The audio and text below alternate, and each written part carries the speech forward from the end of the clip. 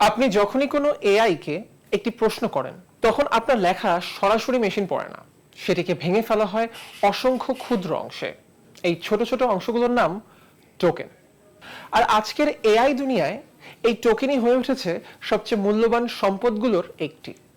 সম্প্রতি চীনের একটি সরকারি সংস্থা জানায় তাদের এআই সিস্টেম প্রতিদিন যে পরিমাণ টোকেন প্রক্রিয়াজাত করছে তার বৃদ্ধি এতটাই দ্রুত যে তা বিশ্বের নজর কেড়ে নিয়েছে। অনেকেই তখন ঘোষণা দিলেন চীন এআই দৌড়ে সবাইকে ছাড়িয়ে গেছে। কিন্তু সত্যিটা এতটা সহজ নয়। গবেষকেরা যখন খুঁজে দেখলেন এই বিপুল টোকেন আসছে কোথা থেকে, তখন দেখা গেল পরিচিত এআই প্ল্যাটফর্মগুলো এর খুব সামান্য অংশের ব্যাখ্যা দিতে পারে। পরে জানা যায় একটিমাত্র শর্ট ভিডিও অ্যাপই জাতীয় মোট ব্যবহারের সিংহভাগ তৈরি করছে।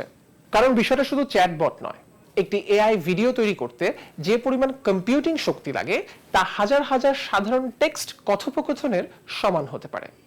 কোটি কোটি মানুষের ব্যবহৃত একটি ভিডিও প্ল্যাটফর্ম তাই একাই বিশাল পরিমাণ টোকেন ব্যবহার করতে সক্ষম। কিন্তু গল্পের আরো গুরুত্বপূর্ণ অংশটা অন্য জায়গায়। চীনের ব্যাংক, কারখানা, হাসপাতাল, টেলিকম প্রতিষ্ঠান অনেকেই নিজেদের জন্য ব্যক্তিগত এআই সিস্টেম তৈরি করছে। এগুলো জনসাধারণের চোখের আড়ালে কাজ করে, কোনো র্যাঙ্কিংয়ে এদের দেখা যায় না।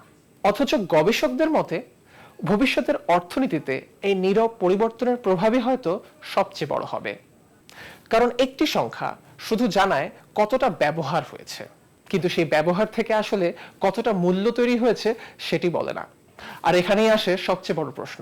অর্থনীতিতে একটি পরিচিত ধারণা আছে, যখন কোনো সংখ্যাই লক্ষ্য হয়ে যায় তখন মানুষ সেই সংখ্যাটাই বাড়ানোর চেষ্টা করে, আসল উদ্দেশ্যে নয়। ফলে এমনও হতে পারে মেশিন একে অপরের সঙ্গে কথা বলছে, স্বয়ংক্রিয়ভাবে কন্টেন্ট তৈরি করছে, অথচ সেগুলো কেউ ব্যবহারই করছে না। সংখ্যা বাড়ছে কিন্তু প্রকৃত মূল্য হয়তোবা না।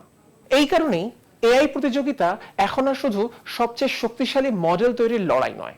আসল লড়াই হলো কে প্রযুক্তিটিকে মানুষের দৈনন্দিন জীবনের অংশ বানাতে পারছে এমন ভাবে যাতে কোটি কোটি মানুষ অজান্তেই প্রতিদিন মেশিনের সঙ্গে কথা বলে। আর সেটাই আমাদের সামনে একটি নতুন প্রশ্ন রেখে যায়। যদি ভবিষ্যতের অর্থনীতি মাপা হয় মানুষ আর মেশিনের কথোপকথনের পরিমাণ দিয়ে, তাহলে শেষ পর্যন্ত আমরা আসলে কি গুনবো? সংখ্যা নাকি তার প্রকৃত মূল্য?